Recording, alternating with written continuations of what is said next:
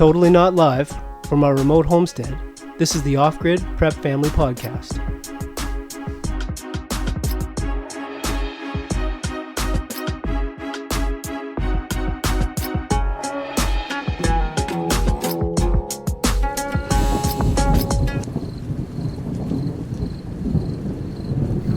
On today's episode, you need to know where your line is and how long you're willing to put up with outhouse. and I'd come home and the house would still be in pieces, literally, not dirty, just in pieces. I tried to get our garden in and buy goats before we even had running water or power. Right. There's new bugs to fight. There's all kinds of new bacteria and stuff that you didn't have in the city, and new pests. Welcome back to the Off-Grid Family Podcast. This is part 2 of our discussion on making a smooth transition to off-grid life. On yesterday's episode, we went over reducing consumption first and the importance of doing a dry run. Also, really important for families and couples, agreeing on your comfort level and your priorities. Today, we'd like to flesh out that discussion with some tangible examples. If you're thinking about power or water, you really have to get the basics in. This stuff gets pretty minute. Well, I can think of one example that I made a mistake of on this house. I tried to get our garden in and buy goats before we even had running water or power. Right. And if we would have talked about that ahead of time, maybe that would have saved us some effort and heartache. Gosh. 6 goats, and we housed them in a abandoned outhouse on the property. They loved the outhouse. They did. It was just a shed, but it had been filled in. And I was in such a hurry to get that garden in. Yeah, that we had less than desirable living conditions. And we didn't get anything from the garden because we couldn't give it the attention that it needed. Oh, yeah, that's a whole other podcast. Gardens are crazy, especially if you build a house in the woods. Anyway, yeah. We've got it figured out now. But if we'd have talked about these things ahead of time and really gave it some thought, we would have saved ourselves some headache. A lot of headache. Yeah, no, that I remember doing the garden and running the wood chipper trying to clear. And it was just... and I'd come home and the house would still be in pieces, literally, not dirty, just in pieces. Yeah, so we'll talk about that today. First, a quick shout out to our first sponsor of the day, EMP Shield. An EMP Shield will protect any device that you plug it into from an EMP, a coronal mass ejection, or a lightning strike. You can get units for your vehicles, your generator, or to protect your whole home. You can use the code OGPF to get $50 off any unit. Visit OffGridPrepFamily.com/friends for the link.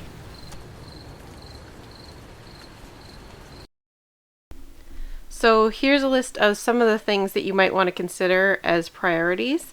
Number 1, obviously, is electricity. Whether that's having enough to just charge your devices and run a couple of lights, or maybe you need to run some refrigeration and appliances right away. Maybe you need internet for work or school. You might be okay with using a little off-the-shelf system for a month or 2, but then agree that as soon as you've got X, Y, and Z in place, the next priority is the full-size solar system and batteries. Yeah, even when you're living off the grid, you'd be surprised how quickly it turns into, you'd like to just have a regular house again. And electricity is kind of pivotal with that.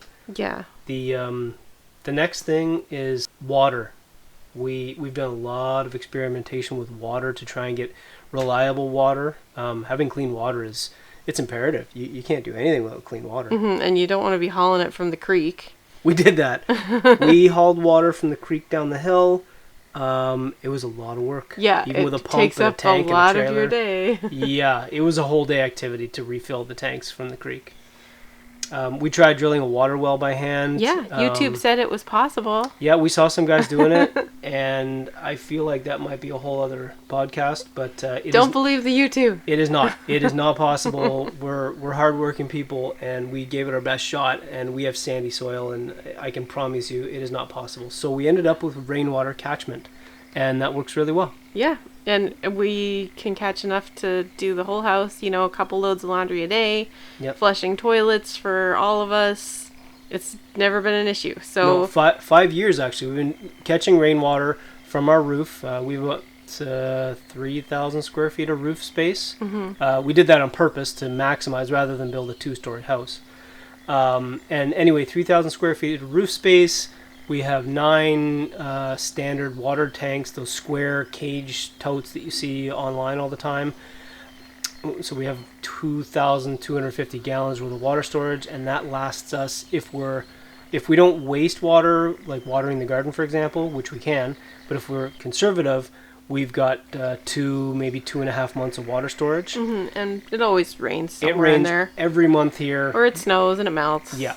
So we've anyway, that's a whole other topic. Yeah, we can get into that more, but water is the big one, and along with that goes hot water. How are you going to heat this water so you can actually use it for things? Yeah, I mean, if you're not clean, life just gets miserable. You can see, we notice the attitude change in our kids if it's been more than 3 days without a bath. Yeah. Immediately, and same with us. So hot water for a good solid shower or a bath. Especially if you're working or you're leaving the house to go see people and be presentable. Yeah. Even trying to get your clothes clean can be tricky without hot water. We don't have a solar hot water system. That's one of the things on our list that we just haven't checked off yet. There's a lot of evacuated tube collectors that are fantastic out there. I'd like to get some someday. Mm-hmm. We do have a propane on-demand heater. We're probably going to get a second one. They're fantastic. More recently, we installed a hot water tank that I actually put a DC element in. Mm-hmm. It works great. It works great. It's just like having solar hot water. We're charged by noon when the days are consistently sunny, and so I'll heat that hot water tank. It's only 1,000 watts, but within 3 hours I've got a 55-gallon tank full of hot water. Yeah. Anyway, you have to get creative with that stuff because hot water is necessary. Yeah. What's the next one? Toilets. Yes. Toilets. We've tried it all. We're gonna have an episode coming up soon all about toilets specifics. and septic, but you need to know where your line is and how long you're willing to put up with outhouse or whatever the case may be. Hygiene is imperative. You have to have good hygiene because when you're off grid, you're most likely in the bush or somewhere far away from a civilization, as far as you can get. And there's new bugs to fight. There's all kinds of new bacteria and stuff that you didn't have in the city, and new pests. So hygiene is imperative, and that starts with decent toilet facilities. Yeah. And a good septic system, something that you can maintain. Yeah. The next one for me would be internet, whether that's for work or your kids, homeschool, even just keeping them entertained. You've got to have some sort of connection, and I know there's some stuffy people who say if you have internet, you're not really off grid, but yeah, even for research. Yeah. One of the things that happens, if you stop learning, your brain turns to mush. Yeah. So you have to have a connection. We've been through that phase. We tried to just cut it off, and then one day we started looking at the internet again, and we realized, oh my gosh, we've fallen behind. Yeah, we don't even understand what these people are saying anymore. Yeah, and that was not, that was not good. No. So as stressful as it can be to be connected, you have to stay be a little bit connected. Yeah. Next, I guess, is refrigeration and freezing. Having enough space that you don't have to be going to the store every day or two. And, you need to be putting that stuff from the garden into your freezer so that in the winter, when your wood stove is running, you can can it.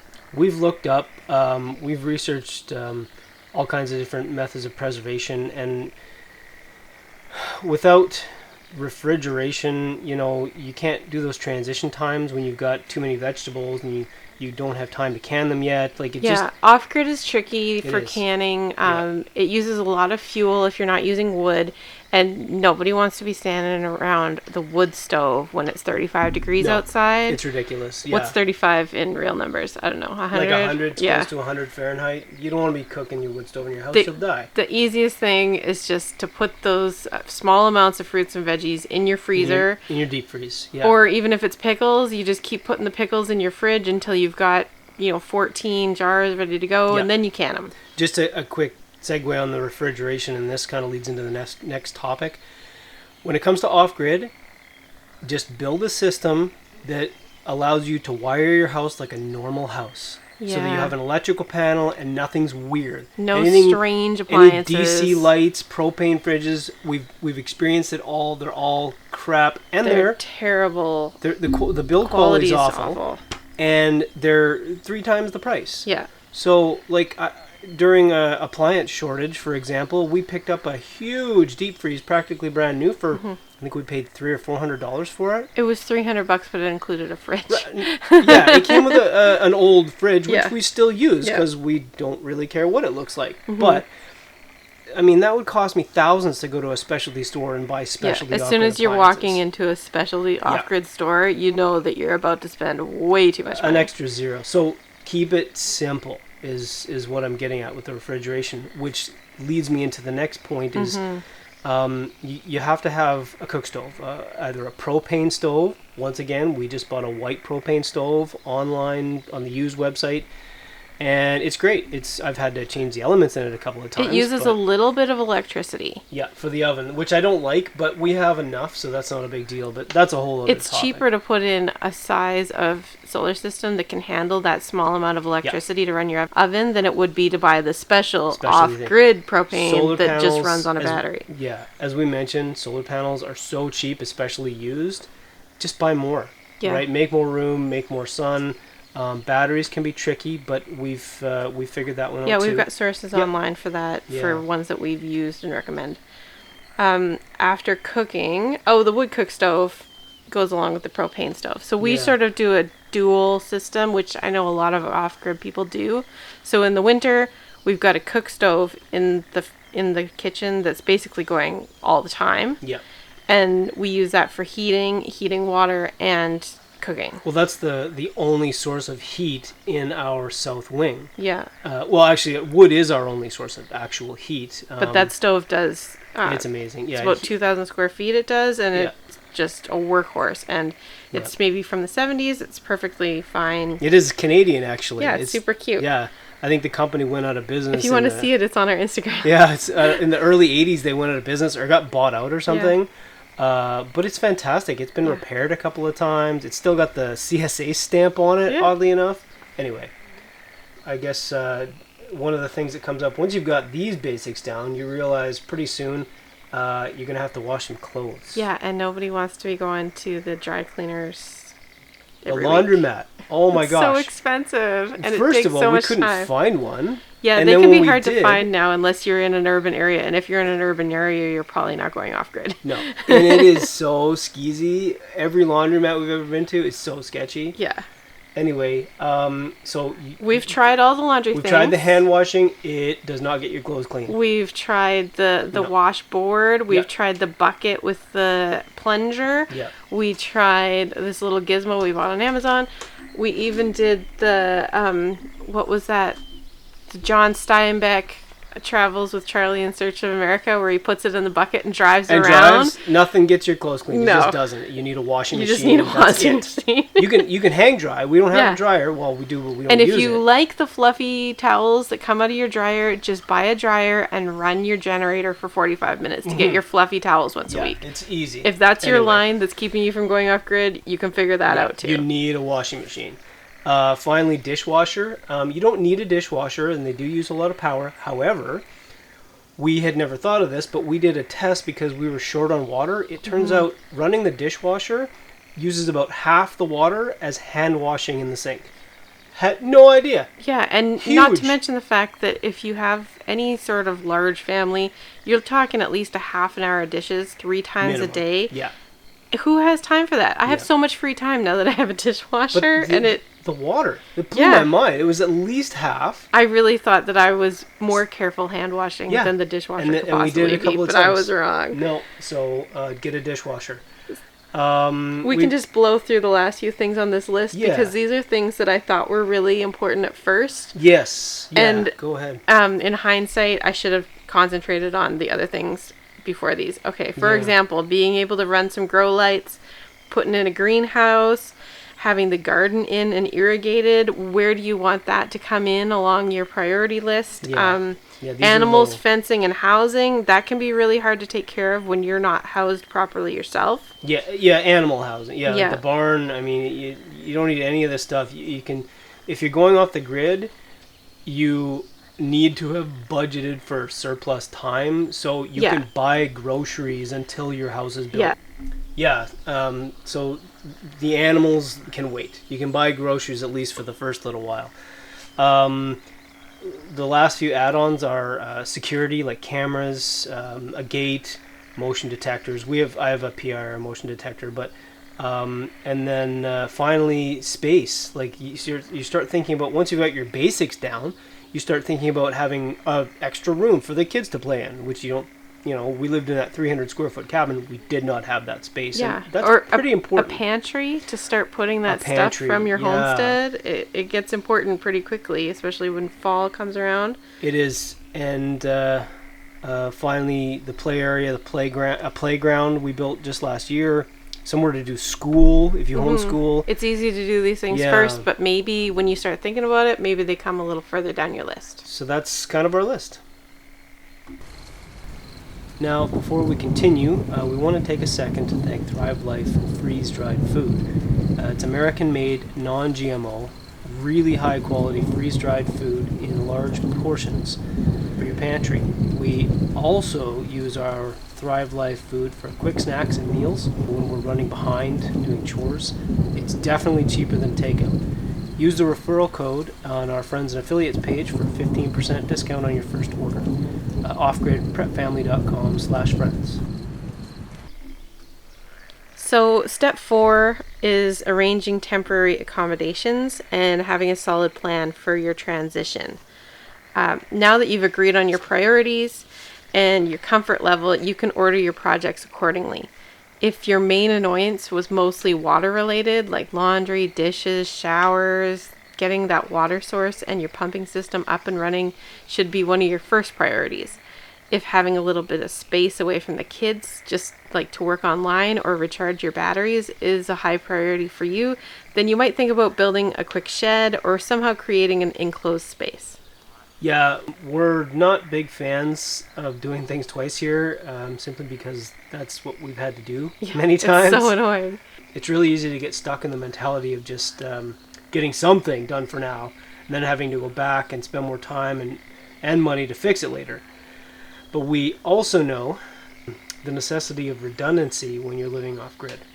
Yeah, so your first water system might just be like rain barrels and an RV pump. And that's something that you'll still use long after you have your main water supply figured out, whether that's a well or a larger system or even a pump house from your nearby creek or spring. I forgot about that. Remember we did that, we had that the RV that we had when we moved here, a trailer, and I collected water in rain barrels. Yeah. And I couldn't find the right pump online. Like, we were, I think, ahead of the curve on a lot of the stuff here. There was a lot of things that you can get on Amazon now that you could not when we moved here. And I had this little pump, and it squealed. It was like a transfer pump. Remember, it would like scream at you. I do. It was horrible. But do we still use that pump for something? Oh, probably. Yeah. I don't know. And having that spare system is really handy now because it waters our greenhouse. Yeah. So redundancy is really important. Yeah. You can listen to episode 27, which is entitled 2 is 1, 1 is none. And we talk more about the importance of redundancy in your preps and your off-grid life. Yeah. Maybe getting a shop built quickly instead of starting the main house. That would allow you, I've seen a few people do that, especially if they've got heavy equipment, would allow you to tick off a lot of your comfort boxes quickly because it's a heated space. It's, it's weatherproof. Yeah, you could even throw a bathroom in there. Yeah, I mean, it depends on what you're willing to compromise on. Or after a couple of weeks of canvas wall tent living, you've realized that the sound of wolves circling your tent around your camp at night makes you want to switch to an RV or order a quick tiny shed online or something. Yeah.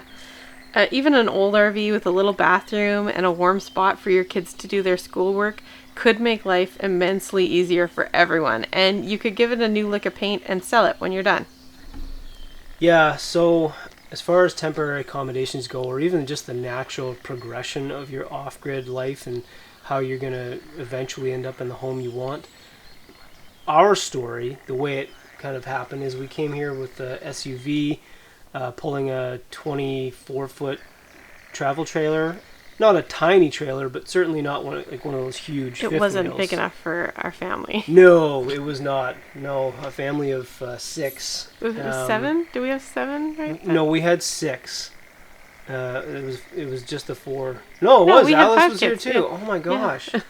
Yeah, so we had Anyway, 7 people in that We tiny did. trailer. Yeah.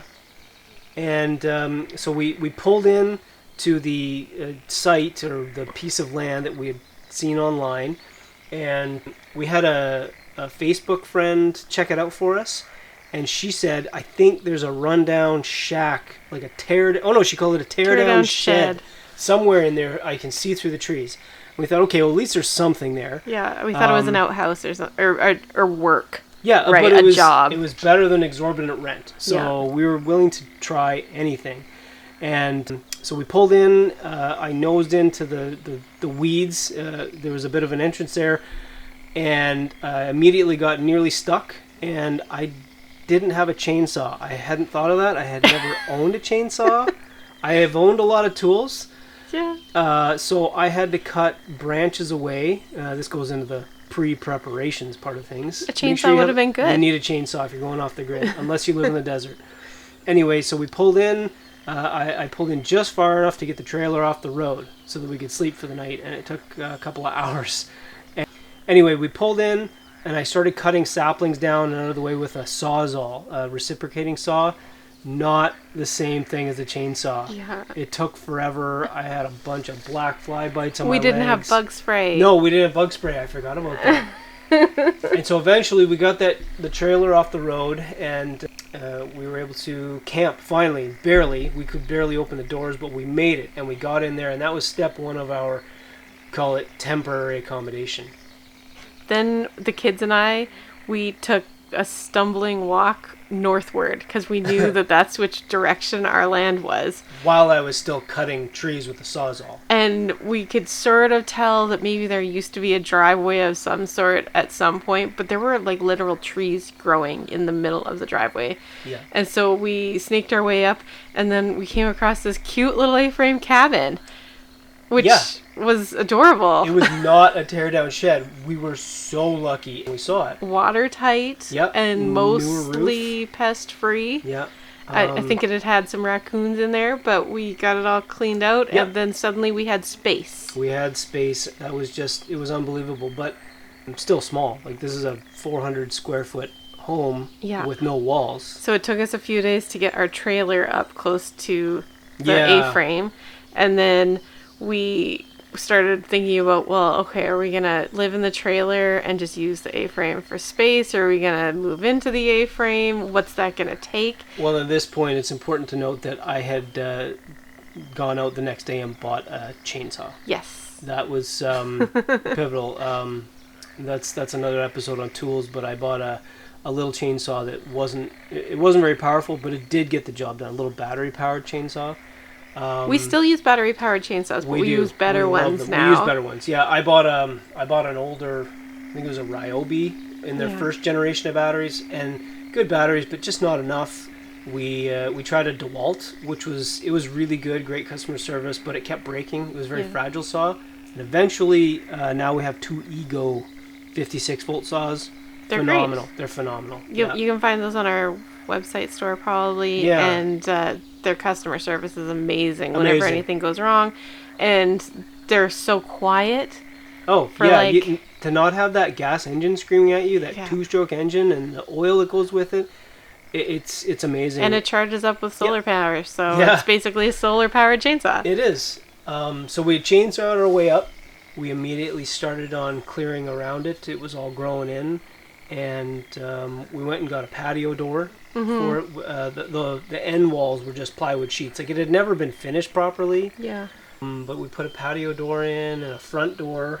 I'll never forget that first night. Oh, with the wolves? When we moved into now we'd been in the trailer and we had heard the wolves, but a trailer, I don't know, maybe they thought it was a more substantial accommodation, because when we decided it's too hot, we got to get out of this trailer, we went into the A-frame. Yeah, we just took our mattresses. Yeah, we got some air mattresses. We were camping. Yeah, exactly. It was great. We had a little, one of those little LED lights, the Coleman lantern lights. Mm-hmm.